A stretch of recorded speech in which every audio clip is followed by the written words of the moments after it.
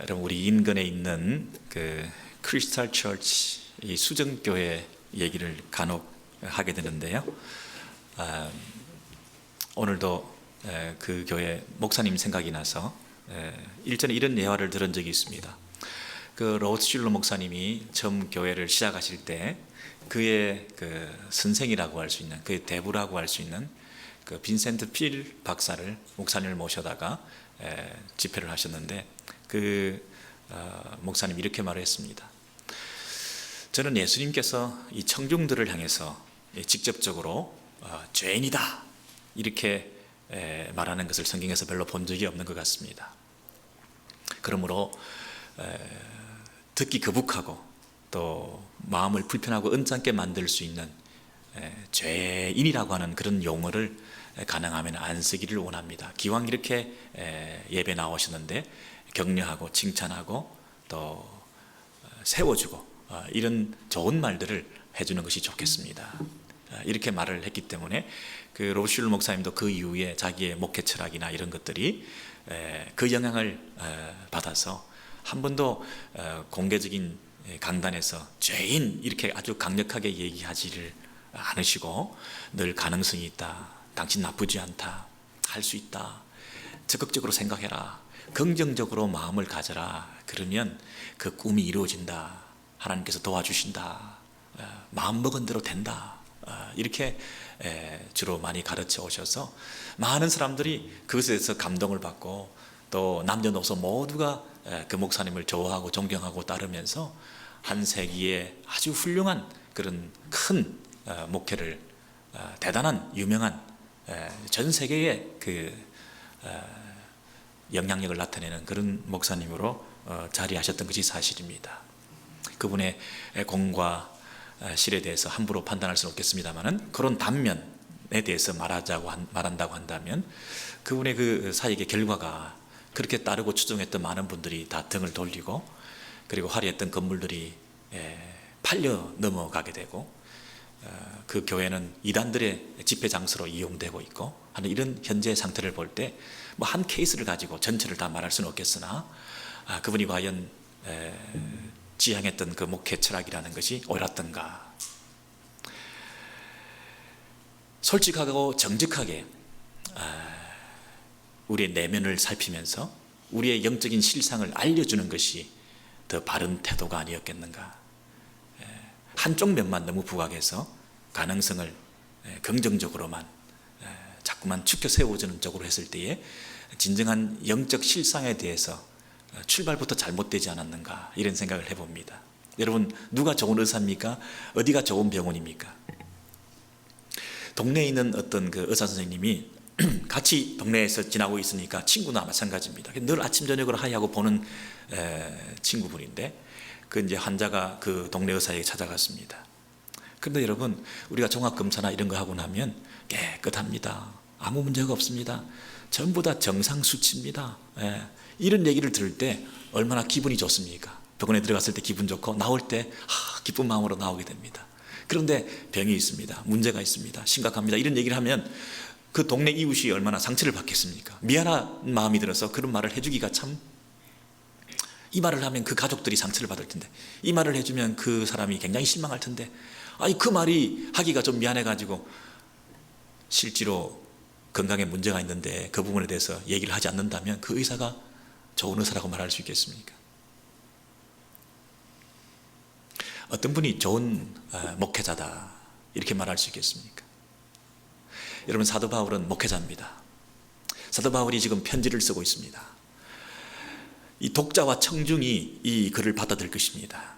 그럼 멀리 떨어져 있는 이 사람들에게 편지를 쓰고 글을 쓰면서 기왕이면 좋은 말들을 해주고 싶지 않았겠습니까? 여러분, 불편하고 부담스럽고 듣기 언짢고 거북한 말을 하면, 자존심을 세워주는 말을 해야 되는데 자존심을 깎아내리고 자존심을 건드리는 말을 하면 언짢을 텐데, 여러분, 자꾸만 죄책감을 느끼게 하는 메시지를 전하면 하루 이틀도 아니고 자꾸 그런 메시지를 들으면 부담스러울 텐데, 안 오고 싶을 텐데, 긍정적으로 얘기해주고 편하게 부담 없이 들을 수 있는 메시지를 해야 사람들이 올 텐데, 이 사도 바울은 목회자로서 지금 어떤 편지를 그 청중들에게, 독자들에게 쓰고 있습니까? 오늘 본문을 보니까요, 로마서 3장 9절에서 12절에 보니까 이 사도 바울이 목회자로서 그 독자와 그 청중들에게 이런 말을 하고 있습니다. 그러면 어떠하뇨? 그러면 어떠하뇨? 우리는 나으냐? 결코 아니라. 유대인이나 헬라인이나 다 죄 아래에 있다고 우리가 이미 선언했다. 이건 두말할 끝이 없다. 이미 내가 다 말했다. 제3, 제4 이 얘기에 대해서 투정을 부리지 마라. 조금 더 낫다고, 조금 더 나은 게 있다고, 그렇지 않다. 모두가 다 죄인이다. 여러분, 유대인이나 헬라인이나 이 말은 유대인이나 이방인들이나 인류를 대표하는 두 그룹, 그러니까 모든 인류를 다 가리켜서 지금 하는 것입니다. 말하는 것입니다. 모든 사람들이 다 죄 아래에 있다고 우리가 이미 선언하였느니라. 기록된 바.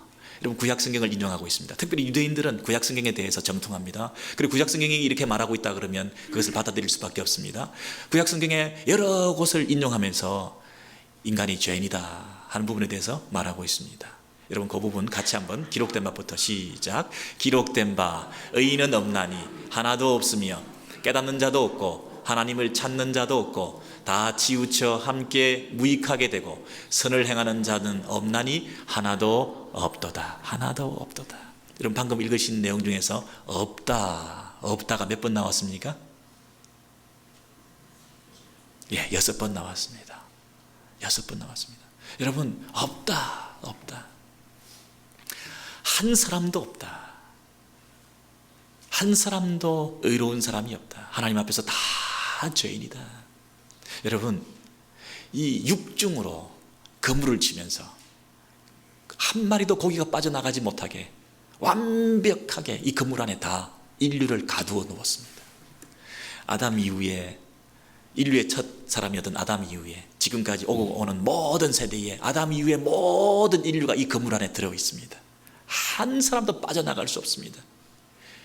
모든 사람이 다 죄인이다. 여러분, 저와 여러분이 이 그물 안에 들어있는 근본적으로 죄인인 것을 여러분 믿으십니까? 한 사람도 더 나은 게 없다. 그 중에서 여러분, 우리는 나으냐? 결코 아니다. 내가 조금 나으냐? 결코 아니다. 그들보다는 내가 좀 나으냐? 결코 아니다. 우리 모두가 그 죄의 그물 안에 들어있는, 죽어있는 존재들이다. 여러분, 우리가 영적으로 죽어 있다는 사실을 믿으십니까? 우리가 살아있지만 사실은 하나님과의 관계성 속에서 단절된 죽어있는 자들입니다. 우리는 이미 뿌리가 뽑혀있는 나무입니다. 나무가 엄청 큰 나무인데, 무성한 잎을 가지고 있는데 뿌리로부터 절단되었습니다. 그래서 뿌리 뽑히는 나무가 결국은 생로병사, 시들고 마르고 병들어 죽을 수밖에 없습니다. 여러분, 뿌리 뽑혀 죽어가고 있는 그 나무에다가 주사를 놓고 거기다가 스프레이를 하고 푸르게 만들고 그 잎사귀를 주름을 펴고 한다고 해서 그 나무가 생명력을 계속 유지할 수 있겠습니까? 이미 인류는 다 죽은 존재라는 것입니다. 한 사람도 없다. 예외가 없다.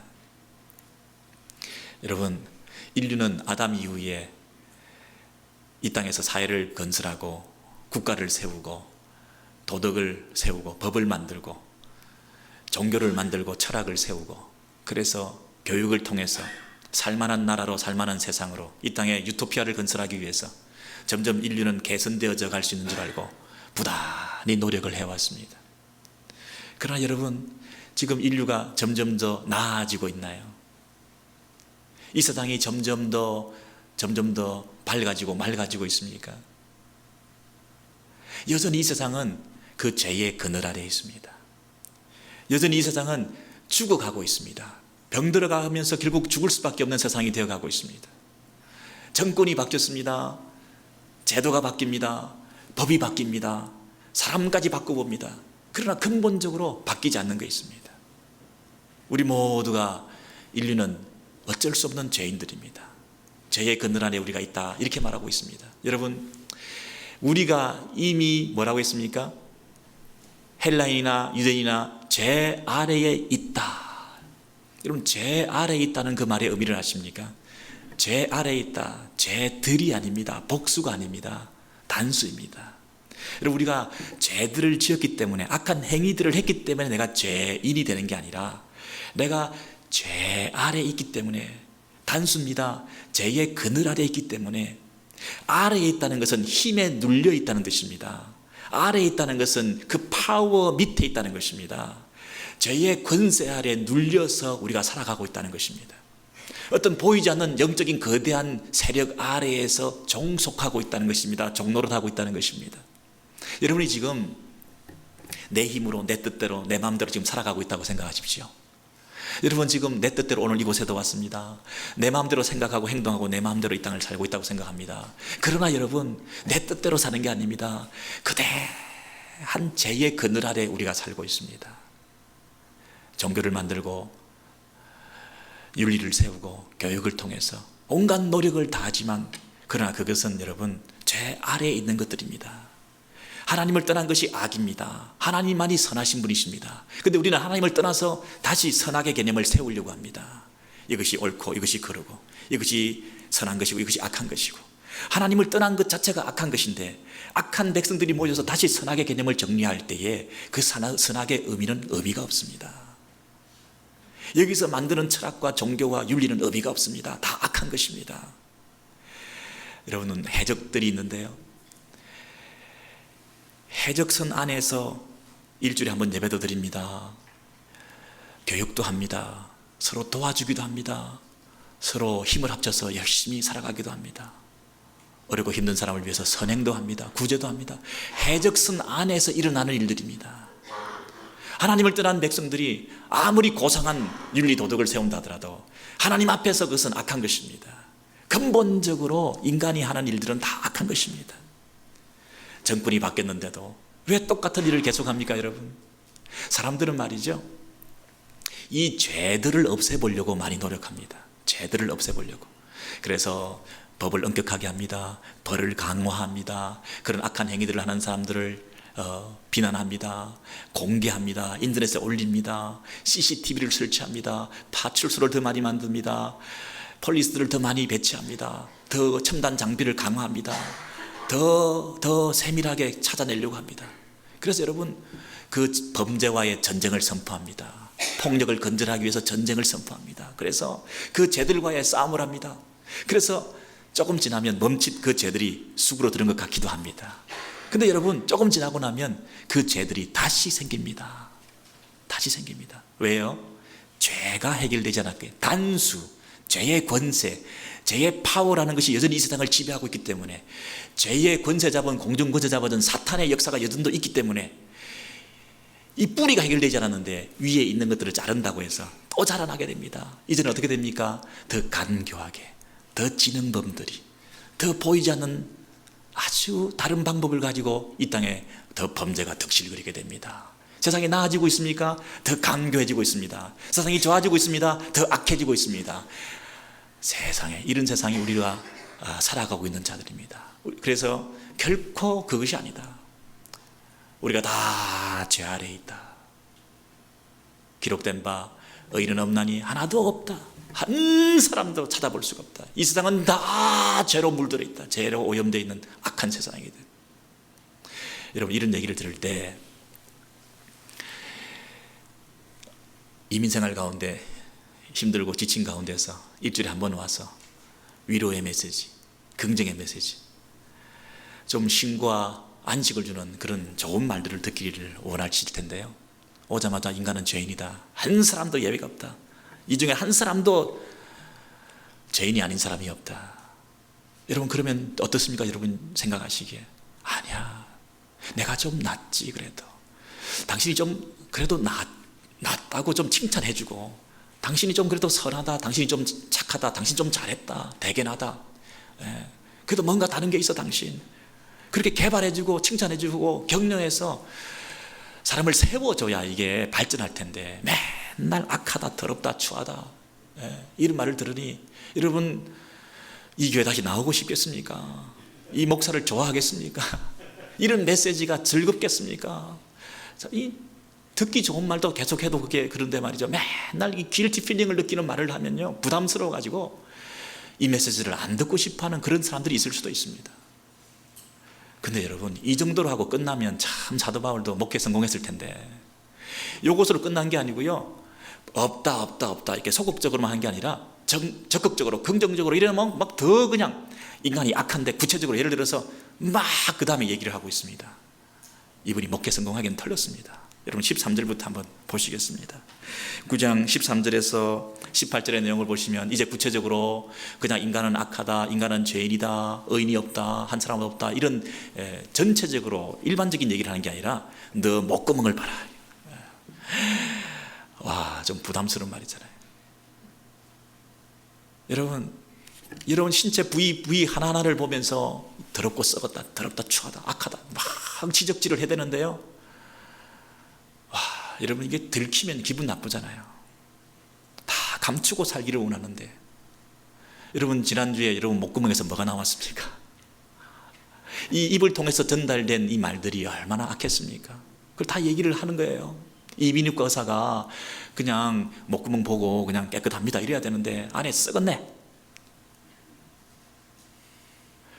여러분, 이 이비인후과 의사가 아니에요. 금시관이에요. 부금의라고요. 시체를 보고 지금 이 안에 왜 죽었는가 보니까 안에 독이 가득하네, 이 안에 죄가 가득하네, 이 사람의 사망의 원인은 이거야.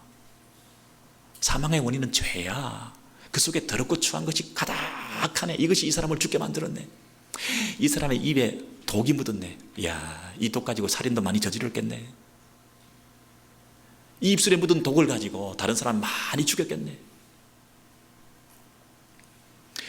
그들의 목구멍은 열린 무덤이요.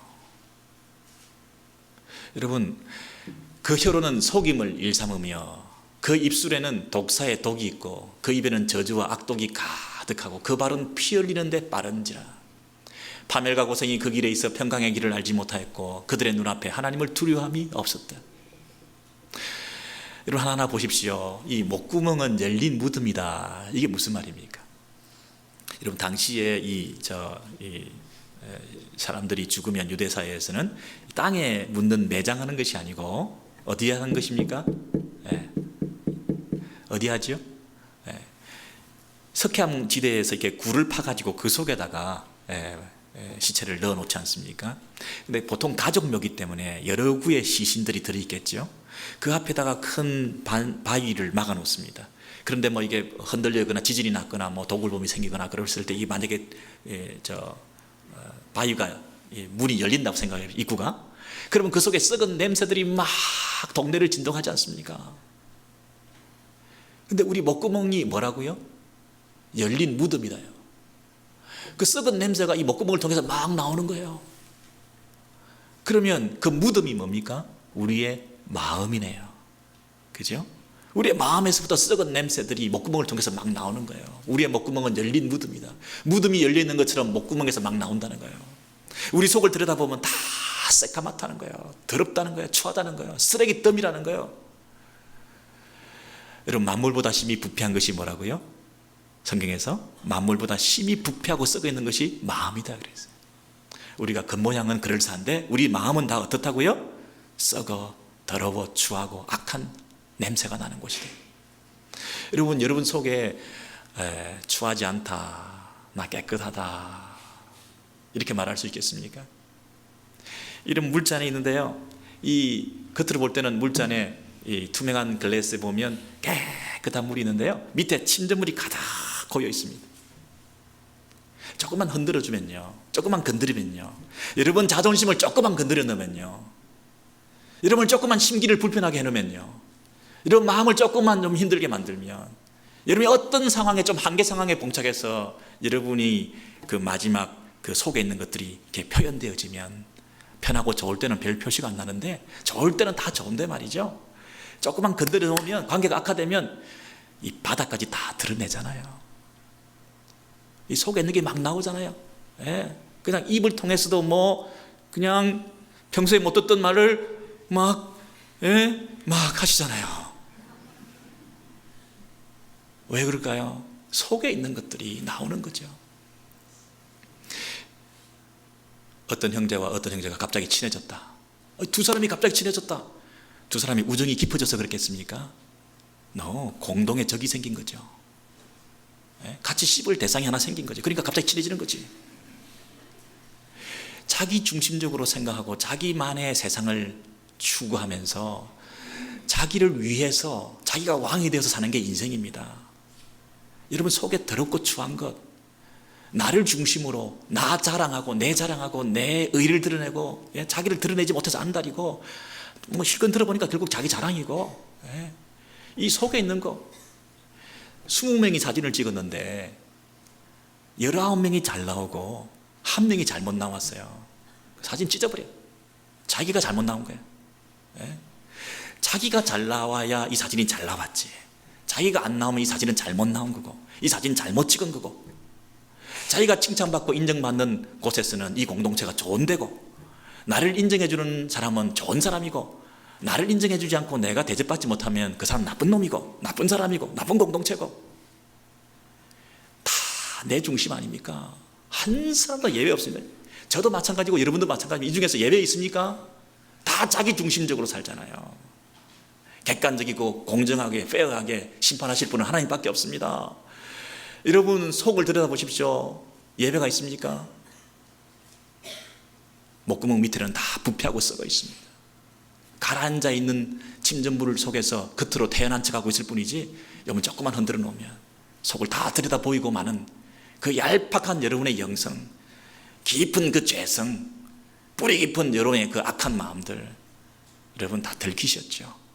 사도 바울이 지금 그 지적을 하고 있습니다. 저와 여러분의 목구멍은 열린 무덤이다. 와, 기분 좋습니까?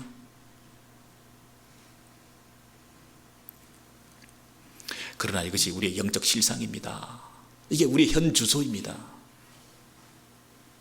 너의 입술은 독사의 독이 가득하다.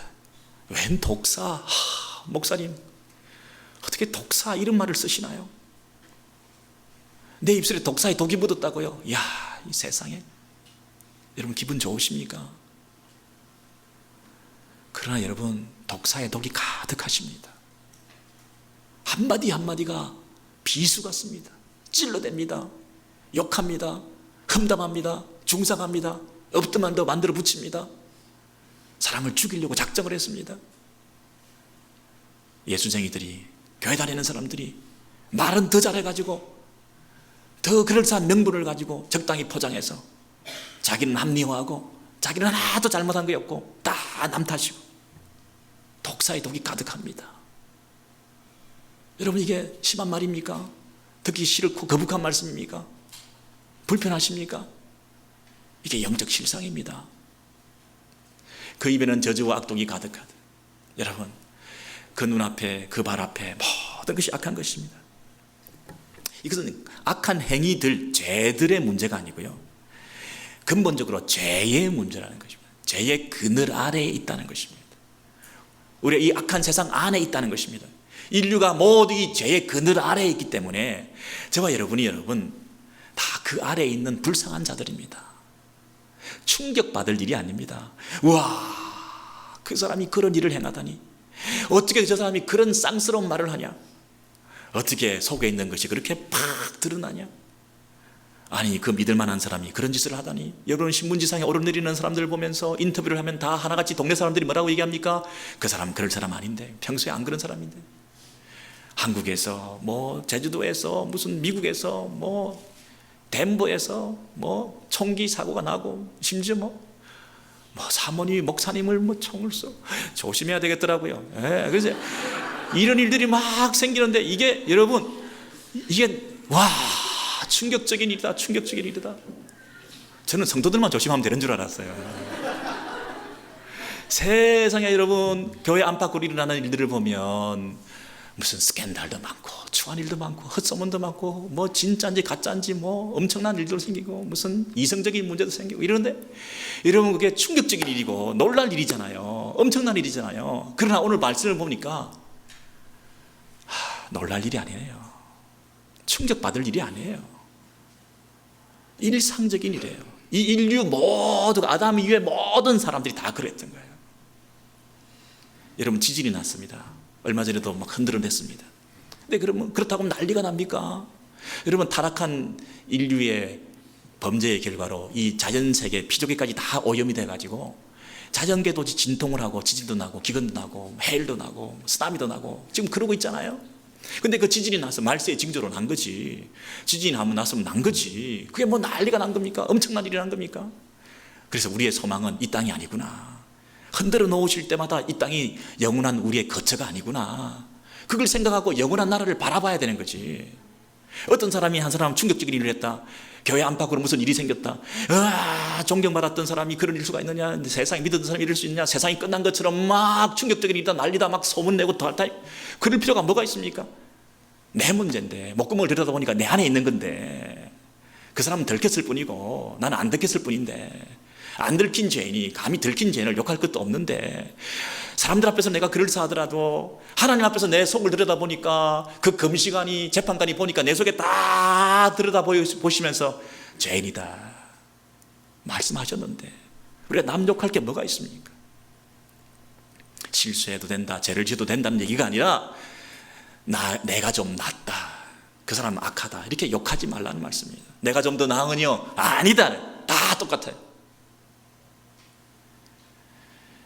가정에서 남편과 아내가 서로 실수할 수 있습니다. 실수할 수 있습니다. 실수하면 안 되지만 실수할 수 있습니다. 인간이기 때문에. 그러면 실수한 다음에 어떻게 해야 됩니까? 나도 똑같은 죄인이다. 죄의 그늘 아래 있다 보니까, 이 세상 자체가 오염되고 타락한 세상이 되다 보니까 당신도 그 그늘 아래서 실수했구나, 유혹받았구나. 같이 아파하면서 그 죄의 권세를 이기기 위해서 함께 기도하고 무장해서 이것을 극복하고 영적으로 다시 한번 디딤돌이 되는 기회로 삼으셔야지, 오히려 그 기회에 더 사단의 놀이기가 돼가지고 더 갈 때까지 가버리고, 나도 그럼 한번 본때를 보이겠다, 더 이상 못 살겠다, 오히려 사단의 놀아나는 그 큰 그림으로 더 확장되는, 오히려 더 사단이 좋아하는 짓만 하고 다니지 않겠습니까? 부모와 자식 간에도, 교회 안에서도 여러분 사소하고 또는 때로는 큰 일들이 생길 때 불쌍히 생각해요.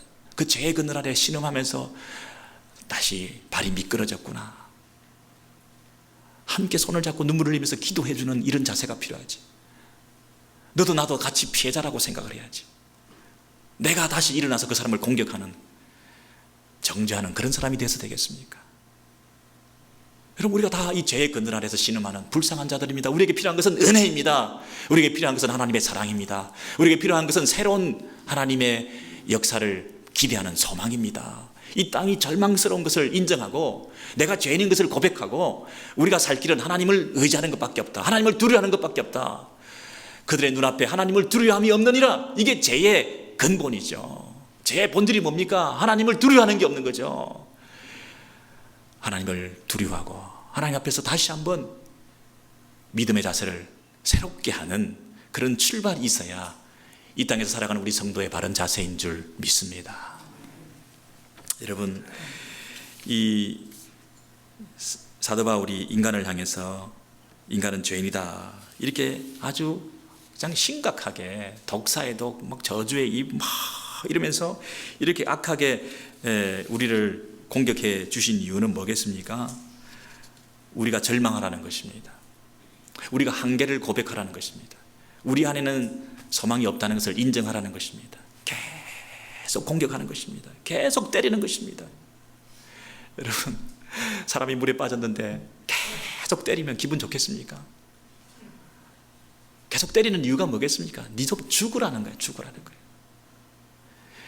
때려놨고 실신 상태에 빠져서 몸에 힘이 빠져야 그때 건질 수 있잖아요. 계속 때리고 있는데 안 죽으려고 발버둥 치고 막 살아나려고 그러니까 혼자서 지쳐가지고 허우적대다가 완전히 물에서 이렇게 가라앉든지 아니면 맞아가지고 실신 상태에 들어가든지, 하여튼 자기 절망과 자기 가능성을 부인하고 자기 허우적대는 인생을 살아가려고 하는 이런 노력들을 내려놔야 그때사 구원의 손길이 우리에게 임하는 줄로 믿습니다. 여러분, 이 상태를 여러분 경험하셨습니까?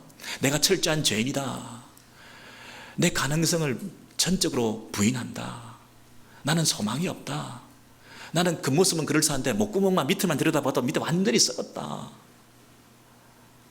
내가 좀 나으니, 내가 너보다는 나으니, 이런 자랑이 여전히 내게 있다. 그런데 전적으로 다 똑같다. 다 죄인이다. 오히려 내가 더 악하다. 여러분, 이런 생각을 가지고 있어야 그 절망 상태에서 영적으로 우리가 새로워질 수 있는 길이 열리지 않습니까? 아직도 살아계십니까? 아직도 죽지 않으셨습니까? 사도 바울이 이렇게 공격을 하고 구체적으로 신체 부위까지 덜먹이면서 너 악하잖아, 더럽잖아, 추하잖아, 너 하는 말이 다 그런 거잖아, 너 속셈 알잖아. 입으로는 근사한 말을 하지만 속에는 다 그런 이상한 나쁜 의도가 있잖아. 남 얘기하지 마라. 근사한 명분 내세워서 말하지 마라. 네 속에 네 욕심과 네 중심이 있잖아. 남 탓하지 마라. 네 속에 있는 걸 봐. 자기의 행동과 자기의 삶을 합리화하기 위해서 남들을 끌어들여 가지고 남들의 잘못을 한참 얘기하고 있는 그 초라한 너의 모습을 봐. 여러분, 그런 면에서 우리가 전적으로 우리가 나은 것이 없다, 절망하셔야 됩니다. 어떤 사람이 임종을 하는데, 임종을 할 때 되면 그 목회자가 마음이 약해집니다. 그래서 그 병상에 가서 그분을 이렇게 축혀 세워주기 쉽습니다. 대단한 일을 하셨습니다. 수고 많이 하셨습니다. 집사님 같은 분 없으세요? 장로님 같은 분 없으세요? 참 큰일 하셨습니다.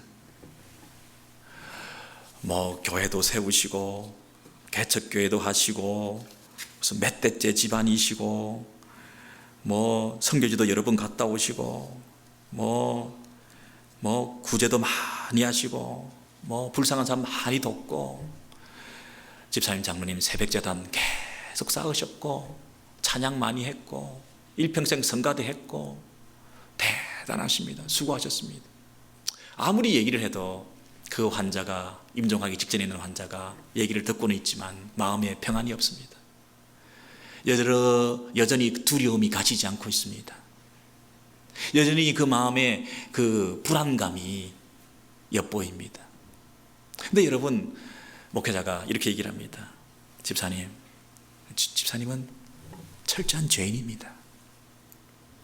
죽을 수밖에 없는 죄인입니다. 머리끝에서 발끝까지 전적으로 부패했습니다. 생로병사, 하나님을 떠난 인생이 결국은 시들고 늙어 병들어 죽을 수밖에 없습니다. 그 과정을 걸어가고 계십니다. 인간은 다 죄인입니다. 그런데 우리의 죄를 대신 짊어지시고 예수 그리스도 그분께서 그 죄의 삭슨 사망이다, 죄값을 갚아주심으로 이제 우리가 하나님 앞에 나아갈 수 있는 길이 열리게 되었습니다. 우리는 부족하지만 예수 그리스도를 의지하고 우리 하나님께 갈 수가 있습니다. 예수님을 더 의지하시기 바랍니다. 우리의 모든 죄가 용서받았습니다. 우리의 모든 더럽고 추한 이 깊은 곳에 있는 그 더러운 악한 냄새 나는 것까지 다 담당하셔서 그분이 십자가에 다 담당하시고 죽으셔서 우리를 맑게, 하얗게, 새롭게, 거룩하게 만들어 주셨습니다. 사죄의 은총을 누리시기 바랍니다. 여러분, 이렇게 말했을 때 비로소 그 환자의 얼굴에 평화가 깃들었습니다. 진정한 기쁨의 미소가 머금어졌습니다. 이 죄인이 예수 그리스도의 공로를 의지해서 하나님께 갈 수 있는 길이 열렸구나. 여러분, 이 땅에서 인간이 쌓은 최고의 공로도, 이 땅에서 쌓은 인간의 최고의 업적도 아무 소용이 없습니다. 유일한 공로는 예수 그리스도의 피공로밖에 없습니다. 우리가 붙들 수 있는 것은 오직 예수 그리스도의 십자가의 공로밖에 없습니다. 내가 가진 공로, 내가 가진 업적, 이 땅에서 아무리 많은 것을 행하고 훌륭한 일을 했다 할지라도 그것 가지고 아무 소용이 없습니다. 내 마음의 평화를 얻을 수 없습니다. 진정한 하나님 앞에 나아갈 수 있는 길이 열리지 않습니다. 내가 곧 길이요 진리요 생명이니 하신 그 예수 그리스도, 그분만을 붙들 때에 그 길을 통해서 하나님 앞에 나아갈 수 있는 유일한 길이 되는 것입니다. 그 외에는 다른 길이 없습니다. 여러분, 그 길만이 생명의 길입니다. 그 길만이 진리입니다. 그 외에는 비진리입니다. 거짓입니다. 우리를 사망으로 빠뜨립니다. 그 길 외에는 다 낭떠러집니다. 그 길 외에는 다 사망입니다. 유일한 한 길, 예수, 그분 외에는 없습니다. 다른 길도 있다, 여러 길 중에 하나다, 그게 아니라 이 길 외에는 없습니다. 그 절박함이 있으셔야 오직 예수만 붙들 수 있습니다. 오직 예수만 붙들 때 마음의 평화가 있습니다. 임종 직전에도 그 예수가 소개되어지고 내 죄가 다 용서받았다는 사실을 기억할 때 마음의 평화가 꽃 피어날 수 있습니다. 여러분, 이 땅에서도 살아가는 동안에도 이 예수를 붙드셔야 됩니다. 이 예수를 붙드셔야 여러분 마음의 평화를 잃지 않을 수 있습니다. 그 누구도 빼앗아갈 수 없는 진정한 기쁨이 우리 안에 이 예수만으로 있습니다. 십자가를 붙들지 않고서는, 나의 가능성을 조금이라도 의지하고서는, 내 공로를 조금이라도 생각해가지고는, 내가 다른 사람보다 조금 낫다는 그 차별성에 근거해가지고는 그 만족감을 가지고는 이 땅에서 평화를 누릴 수가 없습니다. 상대적인 만족감을 가지고 내 안에 기쁨이 없습니다. 남보다 좀 더 잘났다, 남보다 좀 좋은 직분을 가졌다, 남보다 좀 좋은 차를 타고 있다, 여러분 그런 것 가지고 우리 안에 진정한 만족 없습니다. 예수 그리스도, 그 절대적인 진리를 붙들 때에 우리에게 찾아오는 기쁨이 있습니다. 여러분, 죄의 유혹을 누가 이기겠습니까? 우리는 죄의 그늘 아래에 있습니다. 우리가 이 죄의 그늘 아래에서 누가 승리할 수 있습니까? 어떻게 이 죄의 유혹들을 이길 수 있습니까? 내가 살아가는 것 같지만 다 죄에 끌려다니고 있는 우리 모두의 모습인데 어떻게 이길 수 있습니까? 죄를 이기신 예수 그리스도, 십자가에서 모든 죄값을 지불하고 담당하신, 그리고 그분이 주시는 그 평화를 누릴 수 있게 하신 유일한 길인 그 예수 그리스도를 붙들 때에 이 죄의 근세 아래에서 우리가 벗어날 수가 있습니다. 예수를 붙드시기 바랍니다. 십자가를 더 의지하시기 바랍니다. 여러분의 최악의 상황 속에서도 여러분이 가진 가능성을 가지고 뭔가를 도모하지 마시기 바랍니다. 내가 가진 힘과 지혜와 능력을 가지고 뭔가 또 새로운 일을 도모하지 마시기 바랍니다. 전적으로 절망하시기 바랍니다. 전적으로 자기를 부정하시기 바랍니다. 내 안에 가능성이 없습니다. 나는 죽어 마땅한 죄인입니다. 이 상황 속에서도 주님을 의지하는 것 외에 다른 방법이 없습니다. 하나님을 두려워하고 하나님 앞에서 내가 살겠습니다. 다른 그 어떤 이상한 논리를 가지고 자기를 치장하고 자기를 포장하지 마십시오. 더 초라해집니다. 여러분, 물체가 있는데 이 빛이 있으면 이 물체와 빛이 거리가 멀수록 그림자는 더 커집니다. 제 그림자 보이시나요? 근데요, 물체와 내가 붙어 있을수록 그림자는 작아집니다. 꽉 붙어 있으면 그림자가 없습니다. 여러분, 우리가 주님과 가까워지면 내가 달고 다니는 내 자랑거리들이 없습니다. 내가 주님과 꽉 붙어 있으면 내가 걱정하는 염려거리들이 없습니다. 걱정 보따리가 없습니다. 내 자랑과 내 치장과 내 포장하는 그런 것들이 없습니다. 내가 온전히 주님 앞에 붙어 있으면, 주님만을 바라보면, 주님만을 사모하면, 주님만이 나의 자랑이 되면 내가 자랑할 거리를 가지고 다니지 않습니다. 사람 만날 때마다 그 보따리 풀어놓고 내 얘기하지 않습니다. 주님만 자랑하는데 어떻게 내 자랑거리들이 따라올 수가 있습니까? 자기를 부정한 사람, 내가 죄인이다, 나는 철저히 썩었다. 여러분, 머리끝에서 발끝까지 내 마음 깊은 곳에, 남들이 알지 못하는 깊은 곳에 있는 그 더러운 추한 내 마음의 부패 상태를 여러분 고백하시면 얘기할 게 뭐가 있습니까? 자랑할 게 뭐가 있습니까? 자기 의를, 자기의 과거를 내세울 게 뭐가 있습니까? 그게 말하는 것마다 목구멍에서 썩은 냄새 나는 건데 그 말을 꼭 하셔야 되겠습니까? 우리가 자랑할 것은 이 모든 것을 다 씻어주시고 깨끗게 하시고 거구를 극하게 하셔서 나를 새롭게 해주신 예수 그리스도, 십자가, 그것 외에 자랑할 것이 없습니다. 우리가 죄의 그늘 아래 있었습니다. 여러분, 우리가 다 어디 아래 있었다고요? 죄 아래 있었습니다. 이제 우리는 어디 아래 있습니까? 은혜 아래에 있습니다. 은혜 아래에 있게 되었습니다. 죄 아래에 있을 때는 우리 모두가 죄인이었습니다. 어쩔 수 없는 죄인이었습니다. 그런데 우리는 은혜 아래에서 우리가 다 하나님의 은혜로 구원받고 의인이 되었습니다. 거룩한 백성이 되었습니다. 죄 아래에 있을 때는 다 우리가 어떤 사람들입니까? 심판 아래에 있던 사람들입니다. 이제는 우리 은혜 아래에서 우리는 구원받은 백성이 되었습니다. 천국 백성이 되었습니다. 이제 구원받은 백성으로, 천국 백성으로 우리가 어떻게 살아야 되겠습니까? 우리의 삶의 태도와 우리의 모습들을 한번 돌아보시기 바랍니다. 여러분, 우리가 절망하면, 우리가 철저히 자기를 부정하면 그때서 비로소 하나님의 은혜가 임하게 되는 것입니다. 어떤 사람이요, 자기 힘을 가지고 열심히 자기 인생을 경영하고 막 힘을 썼는데요, 자기 가능성이 여전히 남아있으니까, 내가 왕년에 어떤 사람이니까, 내 힘이 남아있고 내가 이게 전공이니까 막 하는데요, 잘 안 됩니다. 이런 배가 있는데 이 땅 위에 있는 여러 큰 배가 있어서 장정들이 한 100명이 붙어가지고 그 배를 손으로 밀어가지고 막 움직여 보려고 말이죠. 우리 할 수 있어, 해보자, 하면 된다, 능치 못할 일이 없다, 막 할 수 있다, 적극적으로 생각하면서 밀어붙였는데요, 그 큰 배가 안 움직이는 거예요. 근데요, 우리는 못하겠다, 우리는 할 수가 없다. 은혜의 강물이 밀려 들어오면, 그 배가, 그 은혜의 강물 위에 그 배가 뜨게 되면 배가 저절로 가지 않습니까?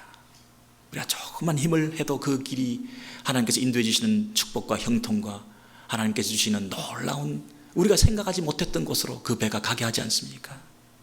우리가 계획하고 목표를 정하고 달려가기를 원했던 내 인생의 목표, 내가 하려고 했던 그 모든 것을 다 내려놓게 될 때에 하나님이 은혜의 강물을 띄워주셔서 우리 인생의 항해를 내가 생각하지도 못한 곳으로 가게 만드시고, 내가 원하지 않았던 곳으로도 하나님께서 우리를 보내시고, 하나님의 손에 이끌림 받아서 가는 그런 인생, 그런 공동체가 되지 않겠습니까?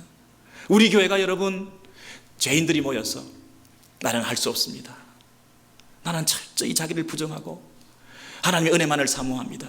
그래서 하나님의 은혜가 강물처럼 이곳에 공동체에 넘쳐서 이 배가, 우리 공동체의 배가 하나님께서 인도하시는 대로 잘 항해하는 그런 배가 되어야 되지 않겠습니까?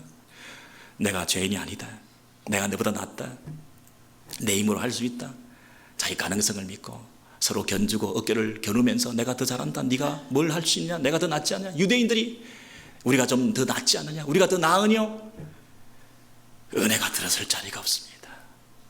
서로 경쟁과 파당과 시기와 다툼 속에서 하나님의 은혜를 사모하지 않습니다. 내 힘과 혈기와 내 가능성이 여전히 살아있으니까. 여러분, 우리 공동체가 함께 전적으로 자기를 부정하고 하나님의 은혜를 사모하는 공동체가 되어서 하나님의 은혜의 강물이 이 공동체에 넘쳐서 하나님이 기뻐하시는 아름다운 항해가 될 수 있도록 하나님의 은혜를 사모하시고 하나님을 더 바라보시고 하나님을 두려워하시고 철저히 자기를 부정하고 나를 나타내지 않고 자기를 자랑하지 않고 자기의 밑바닥에 있는 그 더러운 것들을 주님 앞에 내어놓으면서 나는 죄인입니다, 우리를 긍휼히 여겨 주옵소서, 우리를 불쌍히 여겨 주옵소서, 우리에게 필요한 것은 하나님의 은혜입니다, 이렇게 고백하는 저와 여러분 되시기를 주의 이름으로 소원합니다. 기도하겠습니다.